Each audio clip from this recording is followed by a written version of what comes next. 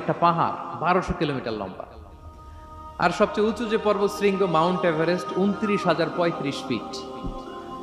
আর metre দিয়ে চিন্তা করলে 8,850 মিটার।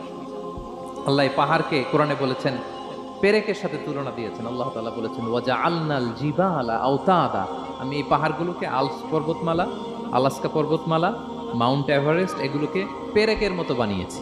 কিসের মতো? আচ্ছা, যদি আমার কথা বুঝে থাকেন তাহলে উত্তর দেন। আমরা পেরেক যখন কাঠের মধ্যে ঠুকি তখন পুরো পেরেকটা কাঠের ভিতরে ঢুকে যায় না? উপরে দেখা যায় কতটুকু? হাতুড়ি দিয়ে একটা পেরেক যখন আমি একটা কাঠের ভিতরে ঠুকে দিলাম, এরপরে কি পুরা পেরেকটা দেখা যায়? আর কতটুকু দেখা যায়? সামান্য মাথাটা। তো পুরা পেরেক গেল কই? ভিতরে।